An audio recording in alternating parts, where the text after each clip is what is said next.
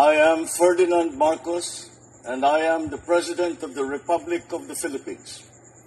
I stand today on behalf of 110 million Filipinos. Hi everyone, hello universe, it's me again. Ay nako, nagpapapress ko na naman si Vice Presidente, mga kababayan, no? Natatawa talaga ako sa kanya, sa totoo lang.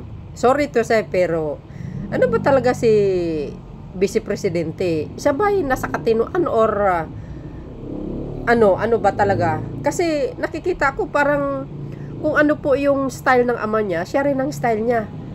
Ngayon sasabihin niya, bukas iba na naman. Pero mga kababayan, tandaan po natin, mabigat po yung kanyang binitawan na salita patungkol sa pagbabanta sa buhay ng Pangulong Marcos Jr., Speaker, at saka si First Lady. Mabigat po yun, treat po yun eh. Siya na mismo nagsabi na, no joke. Nung that time na yon, malinaw na malinaw po yung video na yon. Tingnan nyo yan, sabi niya. Kasi nagpa-press con siya, guys. Alam nyo naman, si Sara Duterte, talagang hindi mo alam kung ano itong mga pinagsasabi niya, urong-sulong ba? Alam nyo, mahirap ang magbitaw ng salita, lalo na seryoso ka at may karugtong na sinasabi mo, no joke. Mga kababayan, ang buhay ng isang Pangulo ng Pilipinas ang nakataya dyan. Lalo't ito, Vice Presidente, may kakayahan. Bakit nasabi ko? Example ko lang, si mismo, ang kanyang ama, nag-hire ng hitman, gun for fine. Diba? Hitman para pumatay ng tao. Sino nagsabi? Si Mr. Las Cañas, ang kanyang dating hitman, at saka si Matubato. So, ibig sabihin, kaya nila pumatay ng isang tao. Kung kaya nila pumatay ng isang mataas na opisyal, how much more ang maliliit na mga tao, ang mga inosenteng mga mamamayang Pilipino pag silang nakaupo sa Malacanang. Yan din po ang sinabi ng Pangulo. Kaya mga kababayan, hindi natin pwedeng papayagan na makakaupo ang itong mga ito. Tayo mismo na mamamayang Pilipino ang magprotekta sa bansang ito. We have a power, guys, through our votes. Mahalaga po yan. Kapangyarihan po yan. Ang ating hinahawakan. Na pumili tayo ng tamang opisyal na uupo sa matataas na opisyon. This coming election 2025, mahalaga iboto natin ang pro-government. Tandaan po natin yan. Anong sinabi niya? Ayan, I did not make an assassination threat to the president. Sila lang nagsasabi niyan. Sila lang nagsasabing may assassin, may gunman. Sus! Ano po ang kapalagayan nyo, mga kababayan, dito sa sinasabi ni Sara Duterte? Oh my goodness. Ano ba ito? Si Sara Duterte, matino ba itong pag-iisip niya or naguhugas lang siya ng kamay dahil nalalagay siya ngayon sa alanganin? Dahil umuusad na yung impeachment laban sa kanya. Alam nyo, may kasabihan na sa huli ang pagsisisi, mga kababayan. Wala hindi siya talaga magaling na pinuno. Tama nga yung sinabi ni Sek Gadon, immature siya, mga kababayan. Fresh na fresh itong sinasabi niya. Basahin ko nga ng buo bago niya panoorin yung kanyang video. Sabi ng Abante Online, itinanggi ni Vice President Sara Duterte, Sara na nagbitaw siya ng banta kay Pangulong Ferdinand Bongbong Marcos. Naloka ako, guys. Ano yan? Na amnesia? Ito si Sara Duterte, itong Vice Presidente ng Pilipinas. Parang malala yata ito, mga bes, Sorry to say, pero lahat nakakapansin. Bakit ganito ang mga statement niya na walang preno ang kanyang pinagsasabi? Tama nga yung sinabi ni Secretary Gadon, immature niya. Hindi pa talaga nag-mature ang isip niya. 40 plus, supposed to be matured na yan Alam niya ang kanyang ginagawa. Well, siguro dahil kulang talaga siya sa experience sa pamumuno. Alam po naman natin na tayo naninira dito, binabase po natin kung ano po nangyayari sa kanyang pamumuno. Tulad na lang po ng DepEd. Ano nangyari? Mga laptop, nakatenga, hindi malang dinistribute. Ibabase natin yung hearing sa House. Himbis magpaliwanag siya, nagtatantrum siya doon kung ano pinagsasabi. Kaysa ginigipit daw siya. Ay, sus, napakasimple lang. Pakita mo lang yung mga ebidensya mo, tapos na ang usapan. Oh, tapos sinugsugan pa nitong aman niya na ang house daw ay kurakot. Ay, sus. Kaya minsan, wag tayo nagmamalinis. Kasi sa pagbibintang-bintang natin sa kapwa natin, yung pala gawain natin. Number 1 pala tayo magnanakaw. Di ba guys, gano'n lang yun. Yun ang sinabi ng lula ko, yung mga nagbibintang gawain po nila yan. So, ano po ang kapalagayan dito sa nila? Ay, ewan ko. Maluloka ka dito kay Sara Duterte. Kung paano yung panagiging pangulo ito? Hindi mo alam ang kanyang mga statement, mga speech. Oh, anong mangyayari sa mamayang Pilipino? Di magkandalit-silitsi ang buhay natin. Back to zero again. Kayo naman, oo. Alam mo, hindi naman sa ayaw natin talaga natatakbo sa pagkapangulo. Guys, lahat tayo pwede tumakbo. Ay, hindi ako. Ibig sabihin, lahat pwedeng tumakbo. Kanya lang, pumipili tayo guys, sa mga tamang kandidato na dapat nating pipiliin. Yung talagang maitataguyod or may handle niya, magaling mag-manage, magaling mamuno sa isang bansa tulad ng ginagawa ni Pangulong Marcos Jr. Ang dami niyang kaparaanan para masolusyonan ang problema na mga iniwan ng mga nakaraang administrasyon na ngayon naglilinis siya. Ang daming natuklasan ng kabulukan ng past administration. Ngayon iniayos tulad ng PhilHealth. Oh, siniro na subsidy yan kasi nga may maling sistema, hindi sa pundo. Oh, mga kababayan, tingnan nyo yung sabi ni yung bagong new presidency, bagong president ng PhilHealth. Anong sinabi niya? O, napanood ko doon, may video tayo na-upload.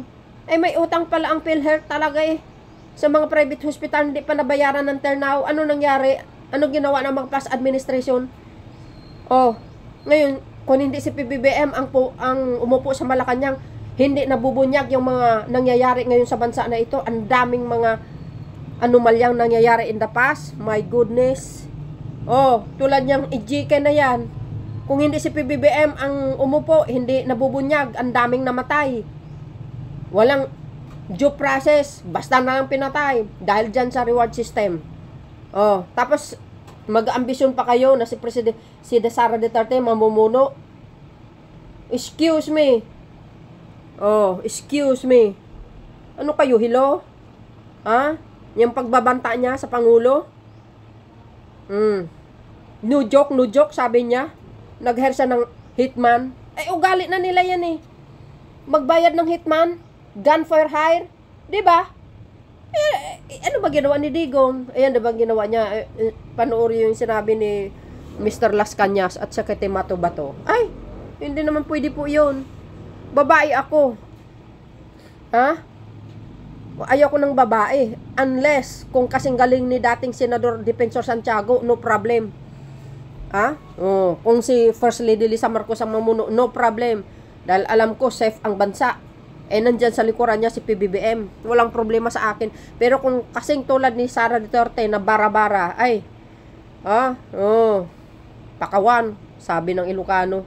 No, never. Ito, panoorin nyo to guys, Nagre-react tayo kasi, kumbaga nag-express tayo ng ating saloobin na kailangan natin pumili ng tamang kandidato dahil ayaw natin mailagay na naman sa kapahamakan ng mga inosenteng mamamayang Pilipino. Yes, nagkakamali sila, mga kriminal. Mayroon tayong batas sa mundo na aayon sa Biblia. Ikulong lahat hanggang sa kanilang pagtanda. Doon na sila malagutan ng buhay sa loob ng kulungan. Yun, mga kababayan Kaya nga may batas na ibinigay sa atin ng Diyos. Yun ang dapat na sundin. Kaso itong mga to, sila po ang batas Hindi naman po pwede yan. As long as si PBBM ang Pangulo, safe ang bansa. Dahil dito, ito, basahin nyo ito. Pakinggan nyo ito. Good morning. Okay na? Yes. Okay. Sige. Mga kababayan, Assalamualaikum warahmatullahi wabarakatuh. Madayaw, mayong adlaw, kaninyong tanan. Magandang araw sa inyong lahat. Sa mga nakaraang araw, marami ang humihingi ng reaksyon, komento, o damdamin. Damdamin ko sa issue ng impeachment na naihain laban sa akin. Sa kabila ng aking mga naging pahayag ukol sa planong impeachment sa mga nakaraan na buwan, ang tanging masasabi ko na lamang sa puntong ito ay God save the Philippines. Wala. Bukod dito, nais ko na lang ipaabot ang aking taus-pusong pasasalamat sa mga kababayan na patuloy na nagdarasal, sumusuporta, nagtitiwala, at patuloy na nagmamahal sa akin. Manalig kayo dahil sa taong bayan ang tagumpay. Syukran. I know, right? Braille. 3 questions, no follow-up. Okay. Oh. How are you? Ay, ayoko na. I'm okay. You've seen the list of those who signed, ma'am? Oo. Marami doon, mga inaanak, mga kumpare, mga nag-support. What's your reaction? Sabi kasi, ito lang daw basahin ko. Promise me lang, isa na yun. So, ma'am, how are you preparing for this? We've already started preparing the moment Franz Castro announced the impeachment plans, which was November of 2023. So November of 2023, there were already lawyers doing their work for the impeachment. So we leave it to the lawyers. It's not an option. Resignation is not an option. Wala pa tayo doon, ma'am. Masyado pang malayo yung mga ganyan na mga bagay. Nandun pa lang tayo sa pagbabasa ng actually, ma'am, wala pa tayo doon dahil yung mga abogado lang yung nagtatrabaho. Hindi ko talaga alam kung anong ginagawa nila. But I have a meeting with them. The president said he has nothing to do with the impeachment. I do not want to answer that question. Next. Ma'am, confirm po ba na si dating Pangulong Duterte isa sa mga abogado para sa impeachment? I do not want to answer that question. Yes, ma'am. Nakikita niyo po ba na may hahalin po na si Pagkulay ng bansa sa 1984 ni George Orwell? I do not want to answer that question. Last. Na yung mga kaalyado na ginasipot ng mga anak, mga kumpare, sila yung mga Paniwala ko lang, no, if you have to explain or defend your signature in a yes petition for impeachment, then you feel that you have done something wrong. Kasi kung wala ka namang ginawang mali, bakit mo i-defend yung pirma mo? Ma'am, So yun yung paniwala ko. ma'am, naniniwala po ba kayo na Nakakatawa. may gumalaw po for the impeachment? May gumalaw po na parang money involved? I do not want to answer that question. Yes. How will you be endorsing senators, lalo na po sa PDP slates, especially that may possibility na mag-overlap yung trial sa next Congress? Hindi pa namin napapag-usapan kung ano yung gagawin ko for the upcoming campaign and election. Pero nasabi ko na noon na patuloy yung trabaho namin, and isa sa mga trabaho namin ay gusto namin tumulong sa Commission on Elections in voter education, particularly yung wag mo ibenta yung boto mo, wag gumamit ng dahas during campaign and election day, yung mga ganon. Ma'am, payo niyo lang po sa ating mga kababayan sa nangyayari po ngayon sa ating bansa. Yes, sabi ko nga kanina sa statement ko sa ating mga kababayan na patuloy na sumusuporta, nagmamahal, nagdarasal, napakahalaga nun, ay manalig lang sila dahil sa taong bayan ang tagumpay. Bibi, anong nag-blooming mo? Nganong naakadri sa Manila na taga Davao man ka?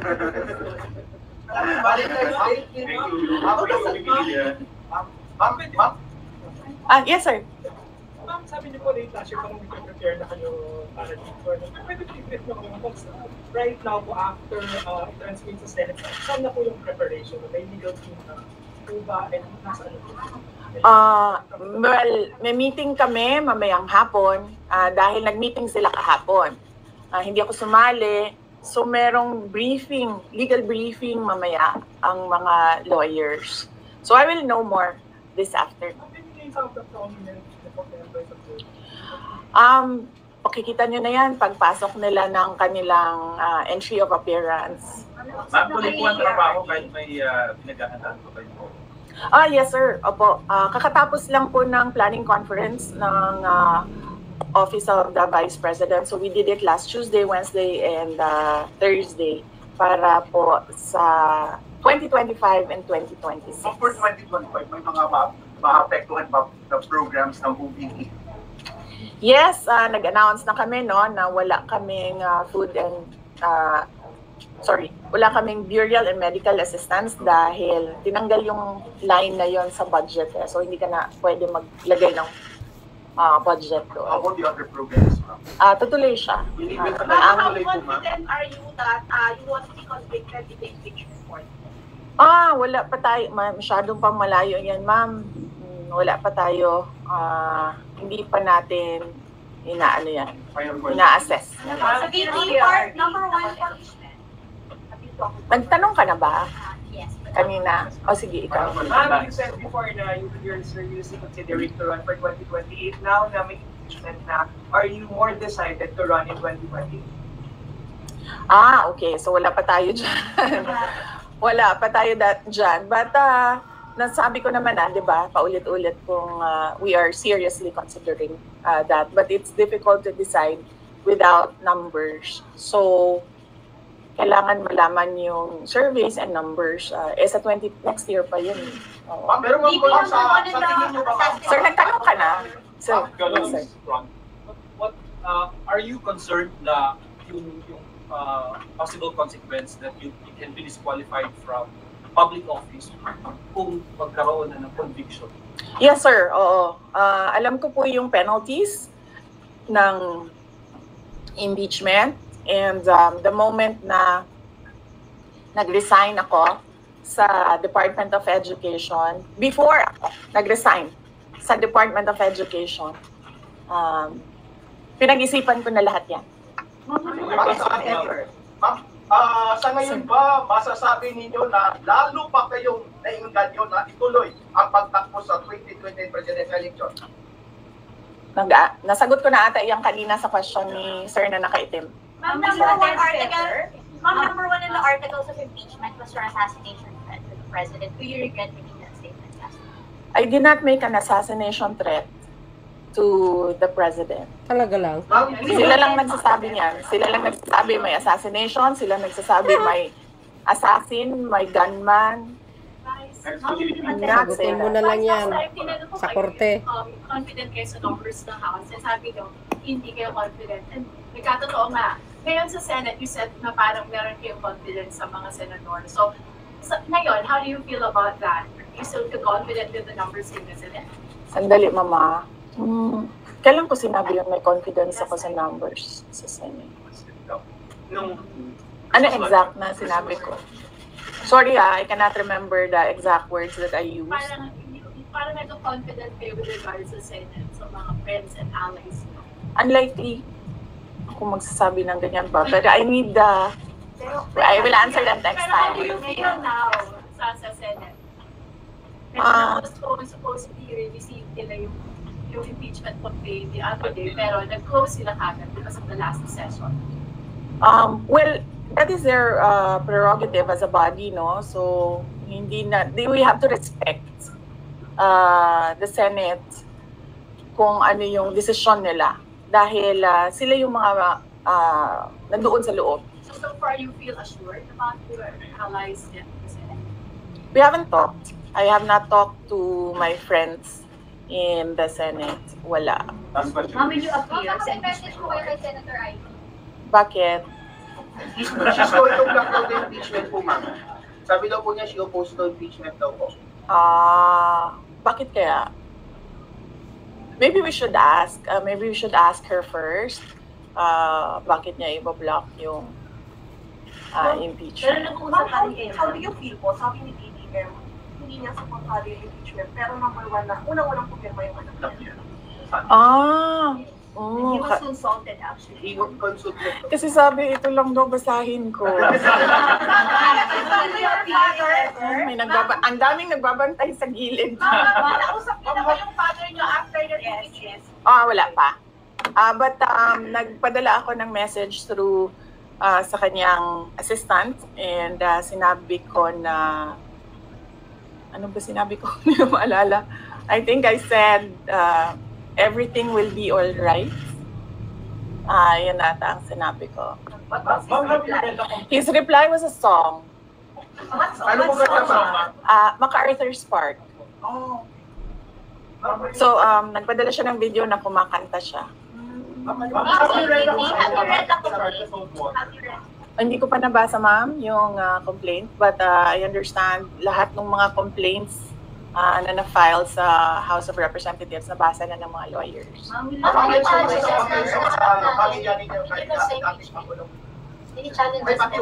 Sandali, Sarah. Sandali, Sarah. Any challenges po na inaharap natin with regards to preparation sa impeachment? Ang challenges sa preparations, but so far wala naman. Wala naman kaming na-overwhelm kami kasi ang daming mga lawyers na nag-signify na tutulong sila sa defense. So, ngayon ay pinag-uusapan on how to go about it na makuha lahat ng kanilang commitment of support at makatulong din sila sa pag-iisip kung ano yung gagawin sa defense. Nagtanong ka na, ma'am? Wala pa.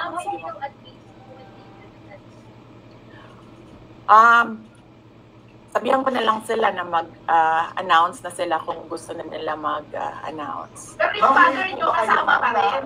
Kasi sabi niyo before, your father would be helping also. Well, he is welcome. He is a lawyer. So he is welcome to give his advice, input in the defense.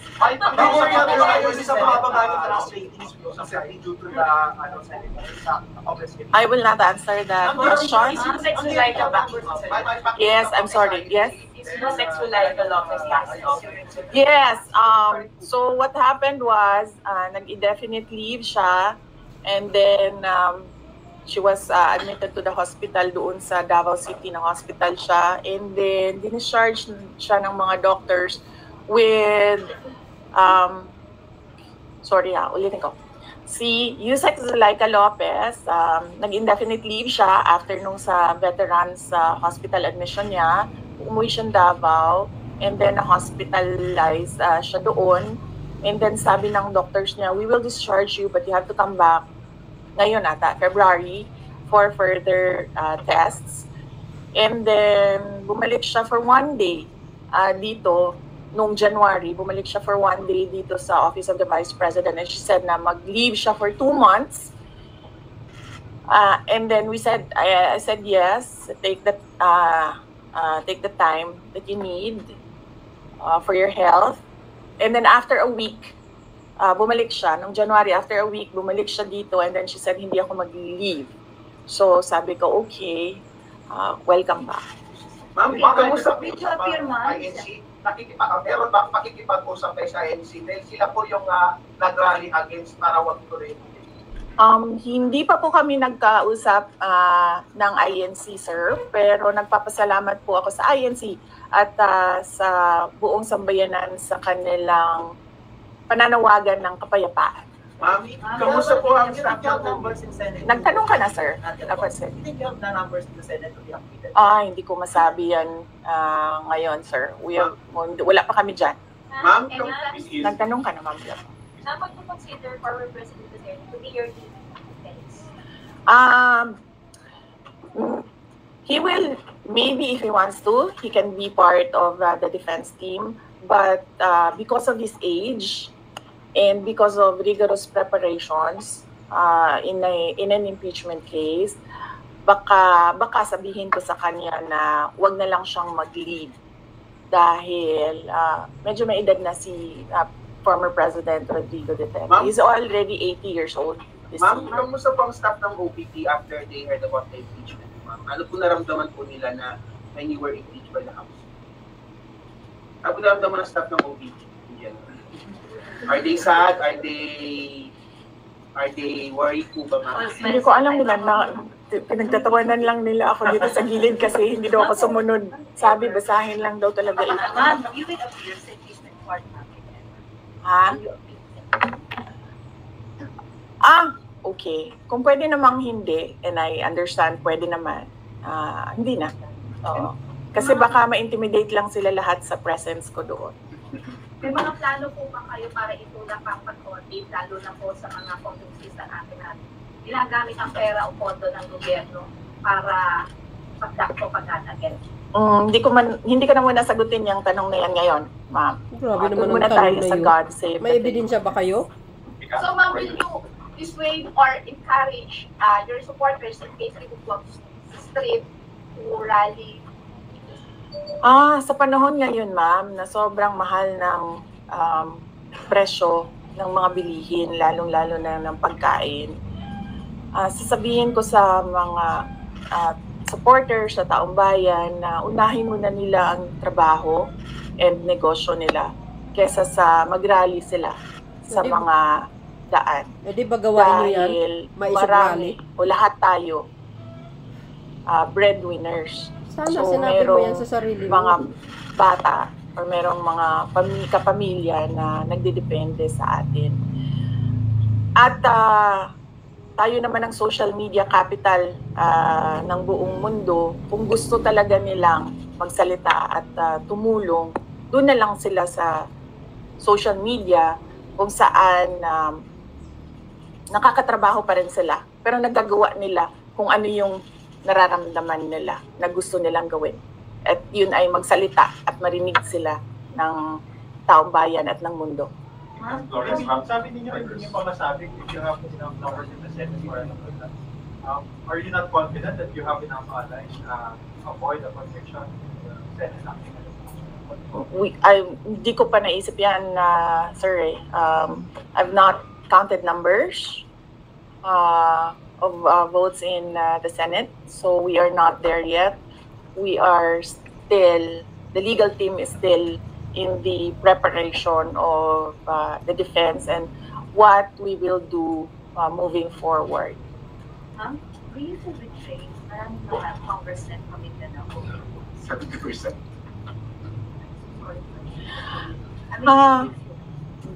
Do I feel betrayed? How do you feel ang daming na committed na? Actually, ma'am, wala akong feelings. Wala akong feelings about it. Kasi, kung napapansin nyo, wala naman kasi talaga akong barkada na politiko. I don't join their circles. But we are friends. Yes. But kung ninong at ninang lang ng mga anak, walang ninong at ninang na politiko ang mga anak ko. Maliban kay Stonefish, dahil nandoon si former President Erap Estrada. So, I don't move in the circle of politicians. Kaibigan, yes. But to say that meron akong close relationship, personal relationship with them, wala naman. Kaya siguro, ganyan din siguro kadali sa kanila ang magdesisyon about the impeachment. Kasi wala naman talagang something that is worthwhile sa aming pagiging magkaibigan. Last question. One last on impeachment. Nagkaroon po ba kayo ng prior information na may impeach kayo sa House under last session din? Or may nag-PM ba sa inyo? Naka-receive po ba kayo or nag-PM sa inyo? Yes. Oo, si JC. Si JC. Hindi siya natulog. Sabi ko sa kanya, matulog ka na, JC, kasi ang mangyayari ay mangyayari kaya sera-sera. Diba? Comment ko lang po, ma'am. Alam ko matagal na ito, but the QC Prosecutor's Office ignasura yung patong-patong na kaso against you. Yes. What was your initial reaction about that? And second po, any updates sa security details natin, ma'am? Tuloy po ba yung pag-try po natin ng private security? Hindi ko nasasagutin yan, ha? Dun lang tayo sa God Save the Philippines. Ma'am, Okay. last na lang po ang panwain. Ma'am, you said God save the Philippines. Gaano na po kalala ang problema ng Pilipinas ever since na nagkaroon ng issue sa impeachment na ito? Parang, ano yung nakikita yung problem sa Philippines ngayon at bakit nila kinuna itong impeachment? Gaano kalala ang Pilipinas na pag-iwanan na tayo ng panahon at ng ating mga kapitbahay dito sa region at pag-iwanan na tayo ng mundo. Malala siya since na nagkaroon ako ng understanding. Kasi 1990s, tapos 1990s, magulo. Well, sa amin, magulo, sa Mindanao. And then, ngayon, nagbabadya ang gulo sa Mindanao. So, parang wala namang nagbago. So, malala. Sobrang malala. Dahil kung nakakausap mo yung mga tao na arawan yung kanilang sweldo, yung pera nila hindi na talaga sapat para sa pagkain, para sa kuryente, para sa bahay, para sa tubig, para sa pag-aaral ng kanilang mga anak. At kung basehan natin yung pag-alis ng mga Pilipino sa sarili nilang bansa ay sobrang malala dahil sobrang dami ng ating mga kababayan ang pumupunta, nakikipagsapalaran sa ibang bansa dahil wala silang makita na pag-asa, wala silang makita na oportunidad dito sa ating bayan. Kaya parang nakakaawa na tayo dito sa loob at nakakahiya yung estado natin kapag iniligay mo siya in a global stage na kung saan pinapanood tayo ng ibang mga lahi at ibang mga bansa. O diba, ikaw isa sa mga nagpapahiya? Tapos na tayo. Diba? Maraming salamat. Narinig nyo guys yung kanyang interview. Ay yung kanyang press con. Sabi niya malala. O mabuti, in-include niya 1990. Diba? Ay talagang malala. O ilang pangulo po ang dumaan. Mayroong pagbabago sa Pilipinas, wala, lugmok ang ekonomiya. Kahit sa panahon ng papa niya, lalong mas malala. Diba? Talamak ang droga. Ang daming patayan. See? Sabi ni Digong, 6 months, mawala ang droga. Pero hindi eh. Si PBBM ang magsusugpo sa droga, kaya ang daming nahuli ngayon na droga. Kasi nung that time ng ama niya, palihim na nag-ooperate ang mga drug lord. Alam po natin, sabi ni Mr. Asierto, na si dating Pangulong Digong ang protector ng mga drug lord na nag-ooperate sa Mindanao. Hindi mo ikaila dahil sinabi mismo ni Mr. Asierto, yung dating pulis. 'Di ba, mga kababayan? Yan. At least sa panahon ni Pangulong Marcos Jr., hindi po rin kaila sa atin, ang mga bilihin mahal din naman talaga, hindi naman lahat. Now, hindi mo pwede igiit na mahal ang bilihin sa Pilipinas lamang sapagkat ito buong mundo. Dahil dito sa pagtataas ng mga langis. Ngayon, at least, si Pangulong Marcos Jr. gumagawa rin naman paraan. Alam naman natin ang kanyang kilos, ang kanyang manggagandang programa, nawala doon o nawala sa panahon ni Digong. Diba? Walang solusyon. Si Pangulong Marcos Jr. laging may solusyon yan. mga kababayan, hindi na po natin isa-isa. Alam po natin kung paano mamuno si Pangulong Marcos Jr. sa kanyang war on drugs, walang natutukhang. 'Di ba? Marami na kumpiska, gabultong mga droga. Oh, low crime. Maganda ang takbo ng ekonomiya ng bansa. Oh, bumaba ang unemployment rate. Ang dami. Ang mga magsasaka natutulungan ng Marcos administration na hindi nagawa ng nakaraang administrasyon. Alam po natin 'yan. Dekada na utang ng Pangulo, dekada na ang utang ng mga magsasaka panahon pa ni Cory Aquino until now. Oh, I mean is ngayon wala na binayaran ng under the Marcos administration. At least ang pera ng bayan napupunta doon, hindi kinurakot. Ngayon nagsasabi na korupsyon daw ang Marcos administration. Well, ilatag nyo.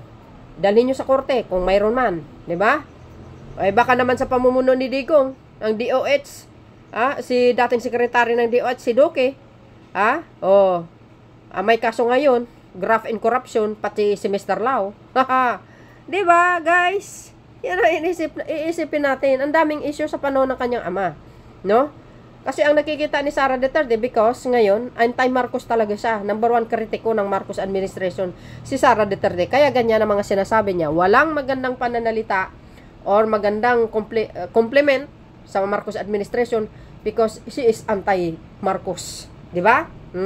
So yun guys, ano po ang masasabi nyo dito? Ako? Well, as long as BBM ang Pangulo, safe ang Pilipinas.